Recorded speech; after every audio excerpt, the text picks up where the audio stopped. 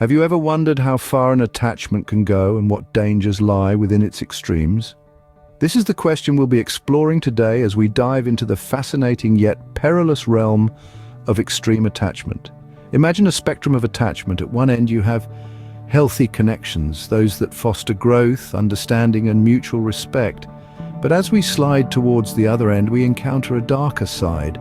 Attachments that become so intense they morph into something dangerous and destructive. Extreme attachment, as we're discussing today, is this intense, unhealthy fixation on a person, idea or thing, to the point where it can cloud judgment, incite conflict, and even fuel hatred.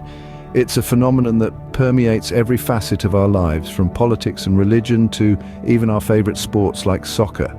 In the coming segments, we'll be delving into real-life instances of extreme attachment in these areas, examining the causes, consequences, and potential remedies. So buckle up as we navigate the treacherous waters of extreme attachment together. Imagine a world where politics is more than just a matter of opinion, but a fanatical obsession. This is a realm where political ideologies are not just preferences, but are deeply ingrained as part of one's identity, leading to extreme attachment. Extreme attachment in politics can have dire consequences. When political views become a core aspect of one's identity, it can lead to societal divisions. Individuals may start to view others not as fellow citizens with differing views, but as enemies or threats. This can create an us versus them mentality, which can further deepen the societal divide. Let's take a historical example to illustrate the dangers of this form of political fanaticism. The French Revolution, which began in 1789, was a time when political fanaticism ran rampant. The revolutionaries, fueled by their extreme attachment to their political ideologies, initiated a reign of terror. Thousands were executed for perceived counter-revolutionary beliefs, demonstrating the violent extremes to which political fanaticism can lead. Fast forward to the 20th century, the world witnessed the devastating effects of political fanaticism during the rise of fascism and communism. The extreme attachment to these ideologies led to world wars, genocide, and countless atrocities. It was not just a belief in a certain political system, it was an obsessive conviction that their ideology was the only acceptable path, and all others were threats that needed to be eliminated. In more recent times, we have seen how political fanaticism can fuel conflict and violence. Whether it's the rise of extremist groups or the increasing polarization in democratic societies, the effects are palpable. Social media platforms amplify these divisions, with algorithms that promote echo chambers, reinforcing extreme views and further entrenching individuals in their political identities. Clearly, when politics becomes a question of identity rather than policy, the results can be dangerously divisive. It's crucial for us to recognize the dangers of extreme attachment in politics, to promote understanding and dialogue over division and conflict. Because, in the end, we all inhabit the same world, and our diversity of thought should be our strength, not our downfall. Religion, a source of solace and community for many, can become a breeding ground for extreme attachment. Now imagine a peaceful sanctuary, a place where individuals seek comfort, understanding, and a sense of belonging. This is the ideal picture of religion for many, a haven of tranquility amidst the tumult of life. But like any human endeavor, religion too can be twisted by the dangerous grips of fanaticism. When religion becomes a source of extreme attachment, it can morph into something far more sinister. The principles of love, compassion, and acceptance may get shrouded by the dark clouds of intolerance, persecution, and violence. This is not a new phenomenon. History has been peppered with instances where excessive religious fervor has led to devastating consequences. Take, for instance, the Crusades, where the supposed holy mission led to wars, destruction, and the loss of countless lives, or the Spanish Inquisition, which saw thousands persecuted in the name of religious purity. These are but a few examples from the annals of history where extreme religious attachment has led to unimaginable horrors.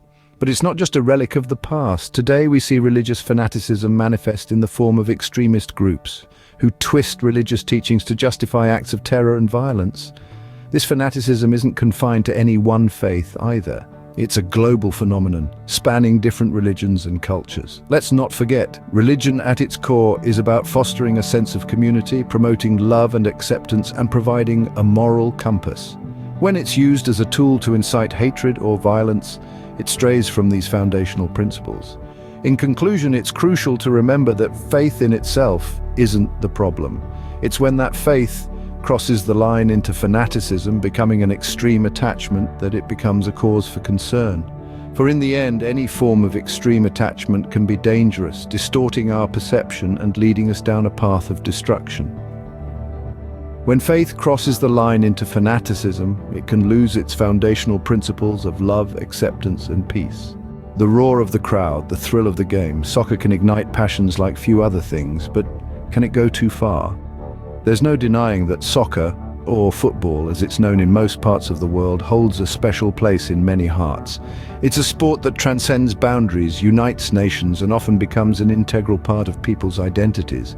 But sometimes this passion can transform into an extreme attachment, morphing into a phenomenon often seen in the form of hooliganism or violent rivalries between fans.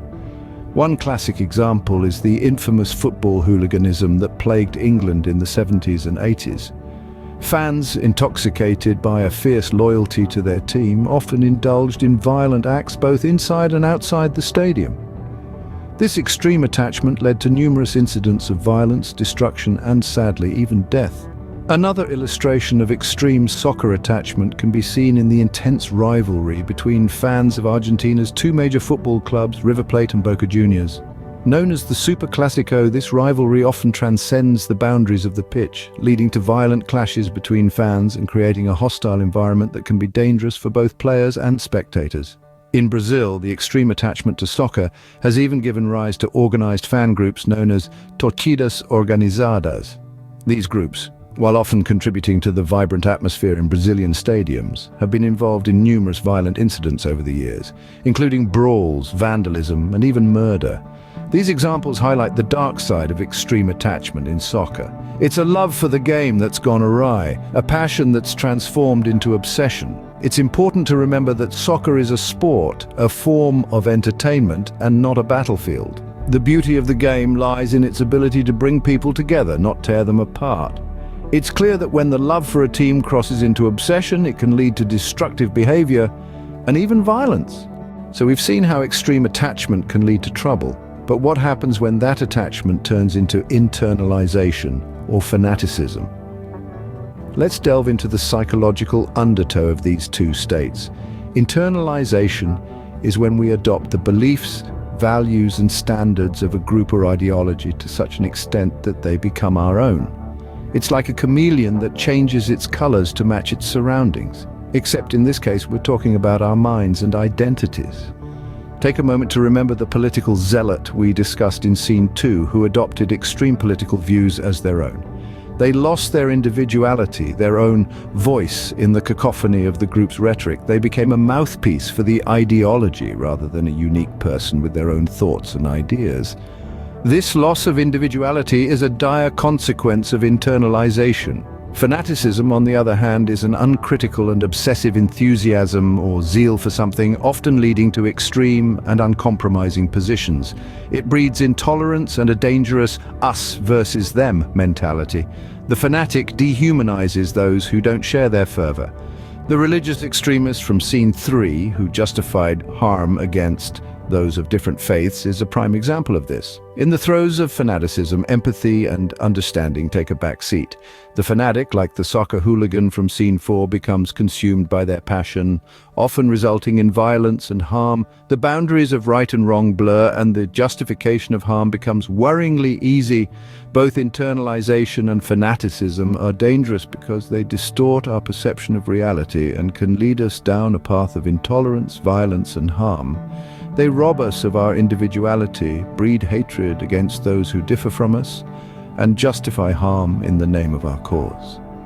As we can see, the journey from attachment to fanaticism is a perilous one, fraught with dangers, not just for the individual, but for society as a whole. So, what have we learned about the dangers of extreme attachment? We've delved into the depths of how an intense level of attachment can manifest in different aspects of life: politics, religion, and soccer. We've seen how in politics, extreme attachment can lead to divisive ideologies and conflict, while in religion it can result in dogmatic beliefs and intolerance. In the realm of soccer, we've observed how it can fuel aggression and animosity amongst fans. We've also explored the psychological effects of internalization and fanaticism. Internalization can lead to a loss of individuality as personal beliefs and values are replaced by those of the entity one's attached to. Fanaticism, on the other hand, can breed hostility and violence as one becomes willing to go to any lengths to defend their attachment. In the end, it's important to remember that attachment becomes dangerous when it crosses into obsession and fanaticism. Let's strive for balance, understanding, and respect in all aspects of life.